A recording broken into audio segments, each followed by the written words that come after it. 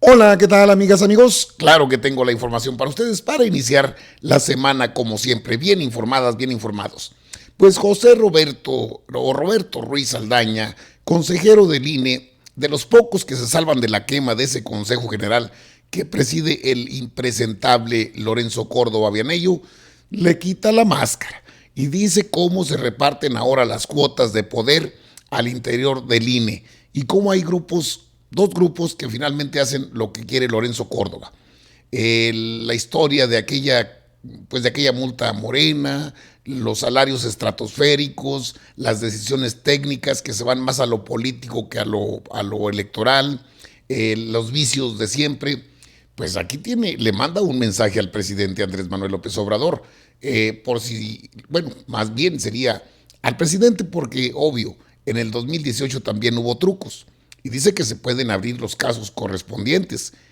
El tema del Bronco, habla de cómo se reparten las cuotas de poder, que antes eran los organismos públicos electorales locales, los OPLES mentados, son los consejos electorales de cada estado.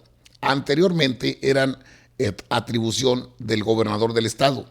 Desde 2014 para acá los nombra el INE. Pues ese fue un botín que se repartieron entre los integrantes del Consejo General del INE. Así lo declara el consejero, uno de los valientes, porque atoró al propio Lorenzo Córdoba dentro del Consejo General. Es interesante, no se lo puede perder. Claro que a Lorenzo Córdoba no le interesan las elecciones, le interesa el proceso electoral faccioso, es decir, con dados cargados en Coahuila e Hidalgo. Pretende, a través de los organismos públicos locales, electorales locales, los OPLES, mantener el poder, no el poder electoral, sino el poder de darle el triunfo a quien él quiera. Acompáñenme en esta información, está por demás interesante. Mire usted, vamos a los hechos. Ahí tiene el consejero Ruiz Saldaña, Roberto Ruiz Saldaña, pero el INE todavía puede replantear fecha para elección en Coahuila e Hidalgo. Hidalgo ya reanuda oficialmente actividades del proceso electoral, le surge. Y Lorenzo Córdoba lanza este mensaje, está corto, no lo va, yo sé que no le cae bien, pero aguante. ¿Qué tal? El Consejo General del INE determinó esta semana reactivar los procesos electorales en Coahuila e Hidalgo que fueron suspendidos con motivo de la pandemia de COVID-19 y estableció como fecha tentativa para la jornada electoral el domingo 18 de octubre de este año. Esta decisión fue producto de una larga y profunda deliberación en el seno del Consejo General con participación de representantes de todos los partidos políticos.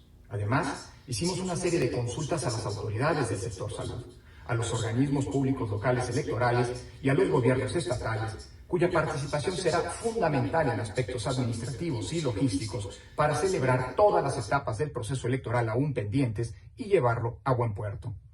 El acuerdo aprobado el pasado jueves implica mantenernos atentos a las directrices del Consejo de Salubridad General, que, como máxima autoridad nacional en materia de salud, podría solicitar al INE reconsiderar la fecha de los comicios. A pesar de que continúa la contingencia sanitaria, se ha considerado pertinente reiniciar los procesos suspendidos, dado que las primeras actividades que se van a desarrollar no implican concentración de personas, y el resto de los procesos que requieren actividades presenciales se reanudarán de manera gradual hasta llegar a las campañas electorales durante el mes de septiembre. Actualmente, ya contamos con protocolos para proteger a todas las personas involucradas en procesos como la distribución de documentación y material electoral, el desarrollo de las sesiones de los consejos locales y distritales y la capacitación de las y los ciudadanos que fungirán como funcionarias y funcionarios de casilla. Celebrar elecciones en plena pandemia es un reto enorme para las democracias modernas, un reto mayúsculo que hay que encarar, pues el derecho a la salud no debe implicar la suspensión de los derechos políticos de la ciudadanía. Dicho de otra manera, no podemos permitir que la democracia, que tantos esfuerzos nos ha costado construir, sea una víctima más de la pandemia. Algunos países han tenido experiencias exitosas al celebrar comicios en medio de esta contingencia sanitaria mundial, y estamos seguros de que, con la participación de la ciudadanía y la responsabilidad de autoridades y actores políticos, en México también podremos llevar a cabo los comicios de manera exitosa, al tiempo que protegemos la salud de nuestro personal y de la ciudadanía en general. La pandemia de COVID-19 es uno de los máximos desafíos que ha enfrentado la humanidad en los últimos tiempos. Siempre, sin duda, será mejor enfrentar ese reto en democracia. Con tu INE, contamos todas, contamos todos.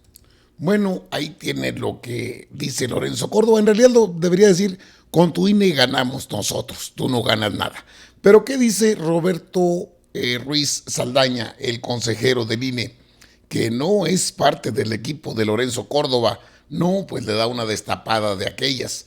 Mire usted, él es Roberto, aquí lo tengo, sí, ahí lo tengo, Roberto Ruiz Saldaña, integrante del Consejo General del INE, y es de las voces críticas. Lo tuvo John Ackerman en sus diálogos por la democracia. Escuche, por favor. A la fecha que se hizo la reforma electoral, se pretendió supuestamente pues tener una pues autoridad más equitativa, más democrática, y eso no acabó sucediendo. Lo que yo llegué a encontrarme en 2014 fue en realidad pues una institución arriba, en el Consejo General, donde lamentablemente no imperaba el mejor argumento, donde no imperaban los principios que tanto se predican. Y pues yo no podía prestarme a la simulación. En realidad vi pues dos grandes grupos que en realidad actuaban como uno solo, de consejeros con una agenda más política que técnica y más política que electoral. Fue así, por ejemplo, que el primer gran choque fue por las designaciones de los organismos públicos locales electorales, que se Sí, les está más sustrajo. para señalar ahí a la audiencia para que entiendan, porque de repente podemos entrar en tecnicismos. Los órganos electorales de los estados, de las entidades federativas, antes de la reforma 2014, eran decisión de las legislaturas locales, así como a nivel federal se votaba por los consejeros, a nivel local. Pero uno de los grandes cambios, supuestamente para bien, era que a partir de 2014 ya es el Consejo General, ¿no? Tú y tus colegas que escogen a sus integrantes, ¿no? ¿Y cómo ha sido esas discusiones y debates? Pues lo has dicho muy bien.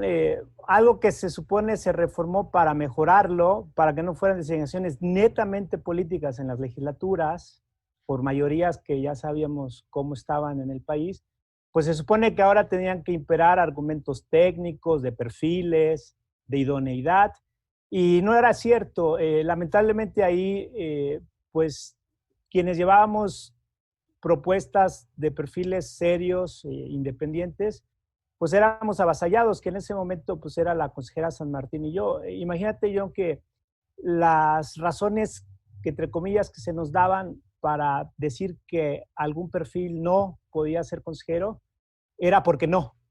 O sea, no porque no. Entonces, eran pues discusiones muy fuertes, primero privadas, que en realidad nada más subían a Consejo General a reproducirse con mayorías predefinidas, sin haber discutido pues los méritos propios de cada quien.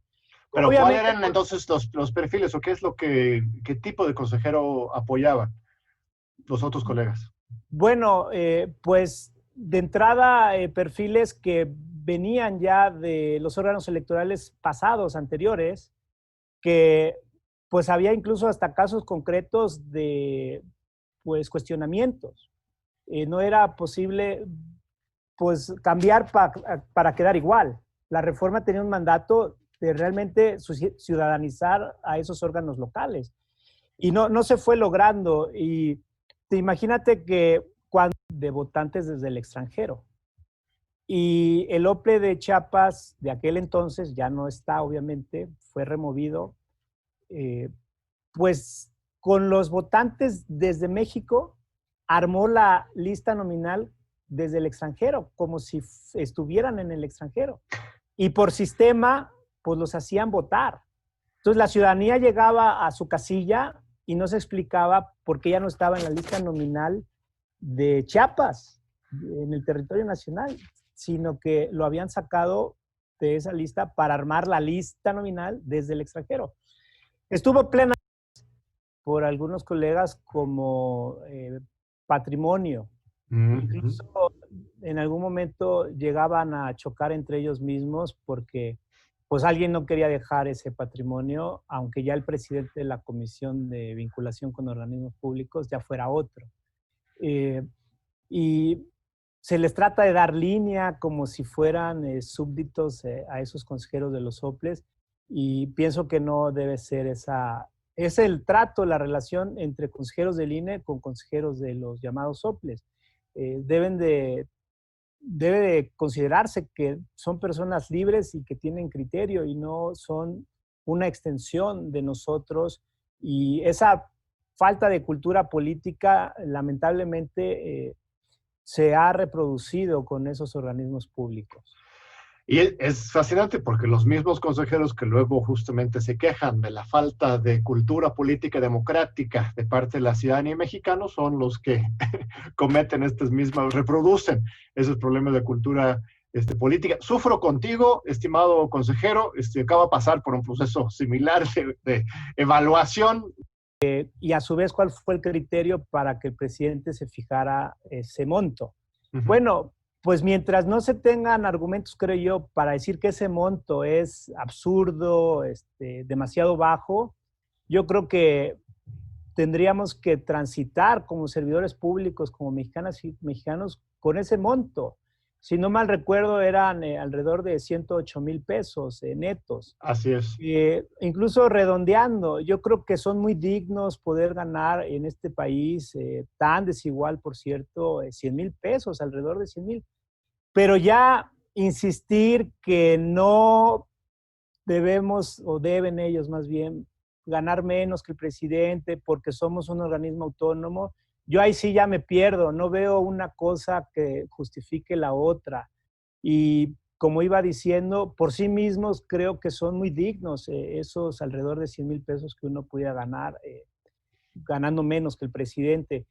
Y por otra parte, pienso que este argumento de que se es autónomo no solo no es pertinente, o por lo menos para mí no es suficiente, sino que ya incluso yo detecté pues una actitud de a ver quién puede más, de retar y de salir con unas posturas públicas de victimización, de que se está atacando a la institución.